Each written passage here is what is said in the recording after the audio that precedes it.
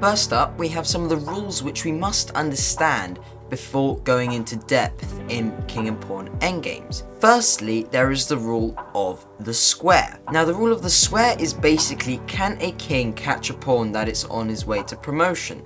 For example, in this position, Black's king cannot catch White's pawn in its race to promotion because it's White to play. And as you can see here, Black is not in the square. So after h5, King d4, there is a race to the h8 square, and here, as you can see, Black's king is not reaching White's queen when it promotes. Now here, in the next chapter, we can see that it's actually Black to play, and here, after King d4, Black is in the square. So that's the main difference here, and after h5, e5, then you just keep on going, and Black is here ready to catch White's queen when it promotes, and this game ends in a draw. So that is a very, very important rule to know, and that is called the rule of the square. First up, we have the fundamentals of all King and Pawn endgames. One pawn and one king versus the other side's king. Now these usually boil down to two very main points. Is the pawn on the outside or is the pawn on the center? And also another two things, something called opposition and something called outflanking. I'll show you what these are right now. For example, White here, because it is White to move, can play the lovely move King d5, getting opposition. And the main point of this is to stop Black's king from coming any closer to our pawn so that it can promote. And then Black will play something like King e7, we will then play King c6, this is called outflanking. And as you can see by the arrows drawn, this stops Black king from coming anywhere nearer to our pawn. And then after something like King e8, we are now clear to push our pawn to d5 because Black's king is not facing our pawn. But as soon as Black's king faces our pawn, we play opposition, just like this. And after they play King c8, guess what we do? Well, we do the same thing as before, but just on the other side, because they've gone to one way, we go the other way. So we go King e7. And this lets our pawn go all the way to promotion, just like this. And then we simply checkmate with a king and a queen, and we win the game. So that is how you can win a king and pawn versus a king endgame. Next up, we have a position which I like to call a race for promotion. It's where both sides have one pawn going for promotion, as you could probably tell by the name. In this position, it would be where White queens and Black tries to do the same thing. But the very important moves are in these positions is the moves with your queen once you promote to stop or delay the other side from promoting their queen. In this position, it would be for White playing Queen d2, and this stops Black from promoting on e1, and this is incredibly important, as after King f1 trying to support their pawn to promote, we will play King d4, as this is allowed because our queen is actually pinning their pawn on the king on f2. And after King d4 coming for Black's pawn, Black will play King f1, preparing to promote on e1, as it is no longer pinned.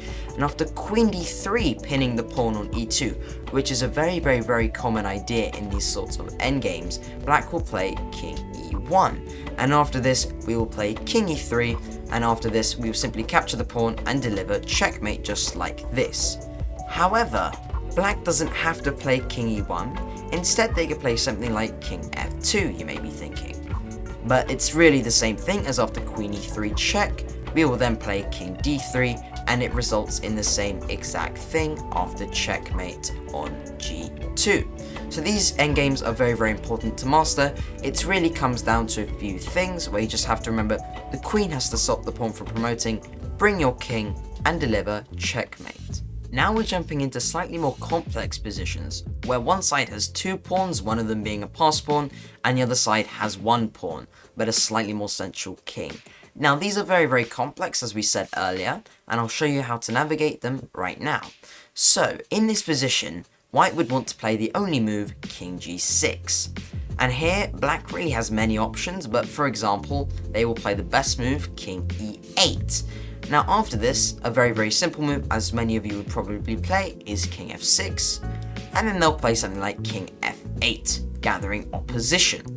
Now here black has a very nice trick, because after e7 check, king e8, they might be thinking, oh well, they'll just play king e6 to defend their pawn, right? Well, this is actually a draw, as it is stalemate, because black's king has no moves, and nor does black's pawn, because it is blocked by the pawn on d5. So instead of this, after king e8, we'll actually play the brilliant move, king f5, sacrificing our pawn, utilizing what we learned earlier about outflanking and opposition. And you'll see what I mean in just a second. After they capture our pawn on e7, we'll play king g6, sort of outflanking and helping our pawn on d5, because it is helped by a pawn because it cannot gather to e5. And after this, black will play something like king d8, which is also the best move, and we'll play king f6, coming for black's king and pawn.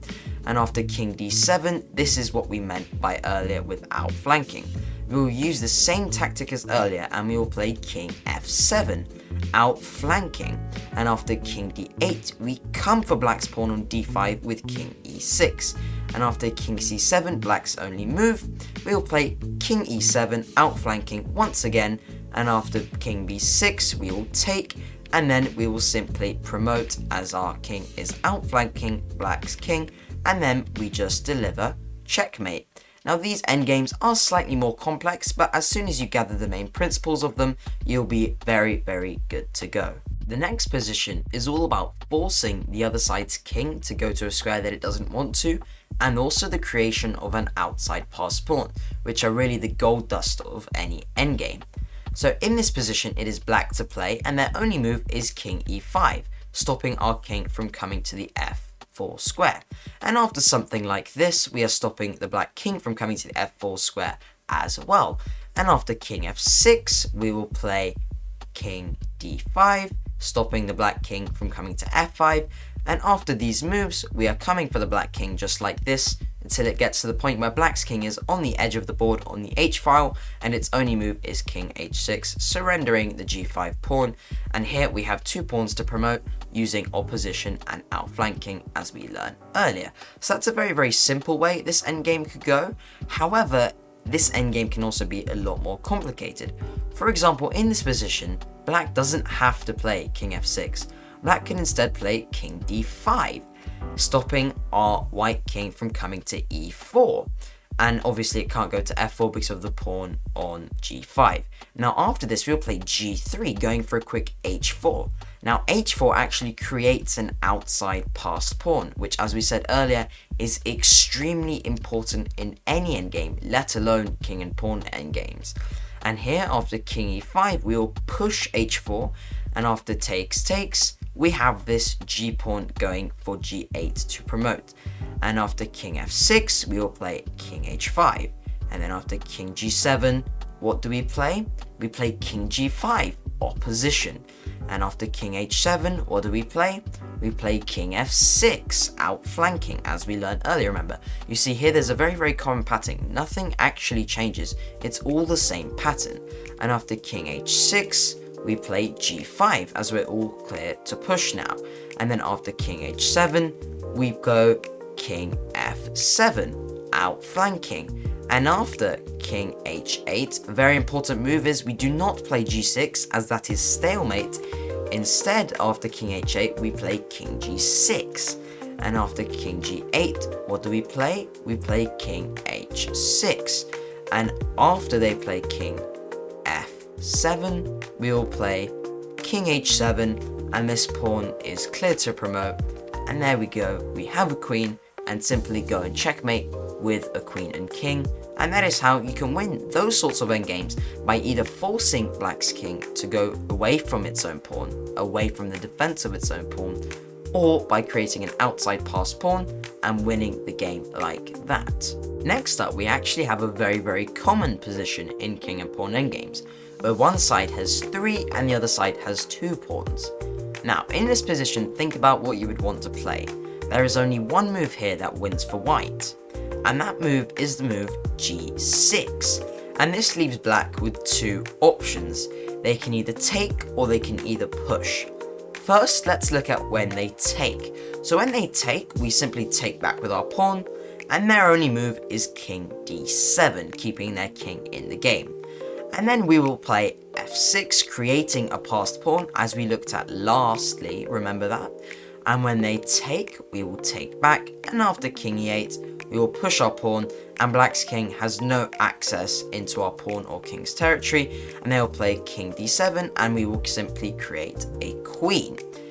However, as nice as that is, after g6, black can also push h6, so they don't have to take, and after king d5, they will play king f6. And it seems very counterintuitive. We're letting them into our position. Surely this can't be right, right? And after king e4, they will play king g5, going for our h5 pawn. And we will play king e5. And after they take our pawn on h5, we will actually put black in Zugzwang after king f4, leaving black with only one move, also known as a forced move. They must play king h4. And after this, we will simply play f6, and after they take, or they don't take, I mean, they can do either one, we will just push here and here. And obviously, after this, they can also take, and after that, we simply push and create a queen. And either way, we are winning the game, and that is how you can win an endgame, which looks like this.